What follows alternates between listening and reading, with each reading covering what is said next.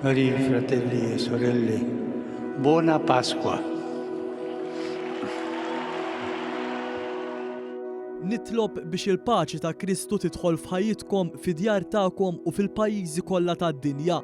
Dan kien il-messaġġ ewlieni tal-qdusija tiegħu il-Papa Franġisku fl-Urbi et Orbi mill-Galerija Ewlenija tal-Bażilika ta' San Pietru fil-Vatikan, propju fjum l-akbar festa liturġika tal-Kattoliċi l-Għid il-Kbir. Quddiem madwar 50,000 persuna li mlew Pjazza San Pietru, Papa Franġisku awgura l-Għid qaddis lil kulħadd.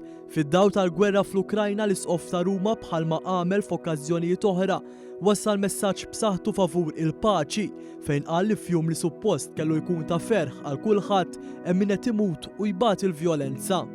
Guardando quelle piaghe gloriose, i nostri occhi increduli si aprono, i nostri cuori induriti si schiudono e lasciano entrare l'annuncio pasquale.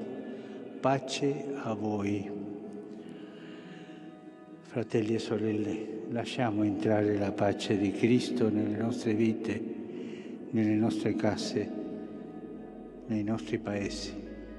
F'mument profond il-Papa talab għal miljuni ta' refuġjati għat-tfal li spiċċaw orfni għall-anzjani u għal dawk li spiċċaw waħedhom minħabba l-konflitti. Hawnhekk huwa wassal appell qawwi lill-mexxejja dinjija sabiex dejjem jaħdmu favur il-paċi. Ma naqas ukoll li fl-Għid il-Kbir il-Papa Franġisku jitlob ukoll għal paċi f'Ġerusalemm, l-Iraq, il-Libja, fil-Yemen, l-Afganistan, il-Myanmar u l-Etjopja. Il-Papa fakkar ukoll il-vittmi kollha li mietu kawża ta' diżastri naturali fl-aħħar ġimgħat u anke dawk li mietu bil-COVID-19. Is-suċċessur ta' Pietru qal kif il-paċi tirbaħ dejjem, il-paċi hija possibbli, il-paċi hija dmir u l-paċi hija responsabilità ta' kull uman. Il-Papa Franġisku temm l-Urbi et Orbi billi ta' il-barka lil dawk preżenti fl-isfond tal-innu tal-Vatikan.